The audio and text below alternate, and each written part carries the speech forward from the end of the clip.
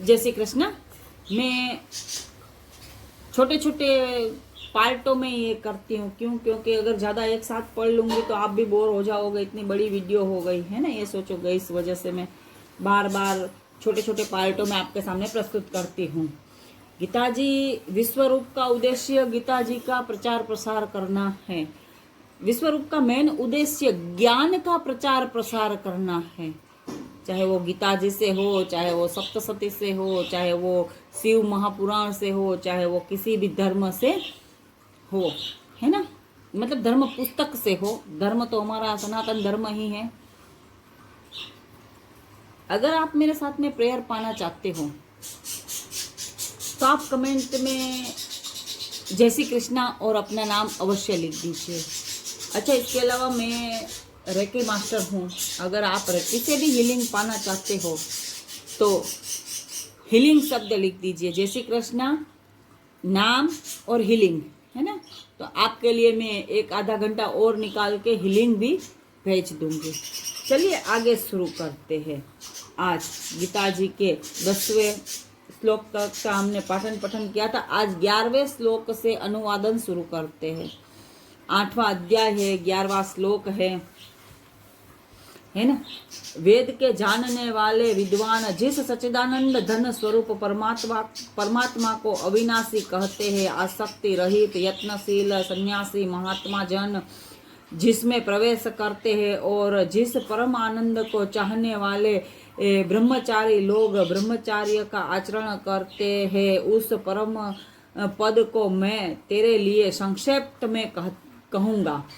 सब इंद्रियों के द्वारों को रोक कर तथा मन को हृदय में स्थित करके फिर उस जीते हुए मन के द्वारा प्राण को मस्तक में स्थापित करके परमात्मा संबंधित योग धारणा में स्थित होकर के जो पुरुष ओम इस एक अक्षर रूप ब्रह्म को उच्चारण करता हुआ और उसके अर्थ स्वरूप मुझ निर्गुण ब्रह्म का चिंतन करता हुआ शरीर को त्याग कर जाता है, वह पुरुष परम गति को प्राप्त होता है। ये तो बड़े बड़े योगी भी इसमें फेल हैं।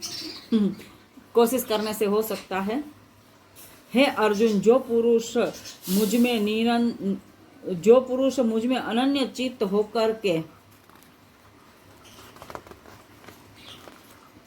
सदा ही निरंतर मुझ पुरुषोत्तम का स्मरण करता है, उस निरंतर मुझ में युक्त हुए योगी के लिए मैं सुलभ हूँ, अर्थात उसे सहज ही प्राप्त हो जाता हूँ।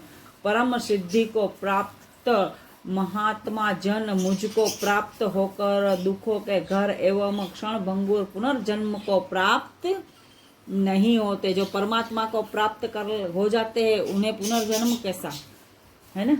हे अर्जुन, ब्रह्मलोक पर्यंत सब लोक पुनरावर्ती है, परंतु हे कुंती पुत्र, मुझको प्राप्त होकर पुनर्जन्म नहीं होता, क्योंकि मैं कालातीत हूँ और ये सब ब्रह्मादि के लोक काल के द्वारा सीमित होने से अनित्य है।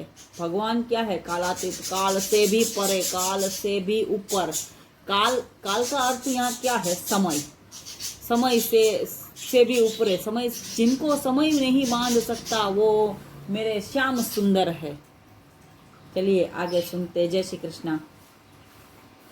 ब्रह्मा का जो एक दिवस है उसको 1000 चतुर्युग की अवधि वाला और रात्रि को भी 1000 चतुर्युग की अवधि वाला जो पुरुष तत्व से जानते हैं वे योगी जन काल के तत्वों को जानने वाले हैं। संपूर्ण चराचर भूतगण ब्रह्म के दिन के प्रवेश काल में अव्यक्त से अर्थात ब्रह्मा के सूक्ष्म शरीर से उत्पन्न होते हैं और ब्रह्मा की रात्रि में प्रवेश काल में उस अव्यक्त नामक ब्रह्मा के सूक्ष्म शरीर में ही लीन हो जाते हैं। हे पार्थ, वही है भूत समुदाय उत्पन्न होकर प्रकृति के वश में हुए रात्रि में प्रवेश काल में लीन होता है और दिन के प्रवेश काल में फिर उत्पन्न हो जाता है। उस अव्यक्त से भी अति परे दूसरा अर्थात विलक्षण जो सनातन अव्यक्त भाव है वह परम दिव्य पुरुष सब भूतों के नष्ट होने पर भी नष्ट नहीं होता। जो अव्यक्त अक्षर इस नाम से कहा गया है, उसी अक्षर नामक अव्यक्त भाव को परम गति कहते हैं, तथा जिस सनातन अव्यक्त भाव को प्राप्त होकर मनुष्य वापस नहीं आता, वह मेरा परम धाम है। हे पार्थ,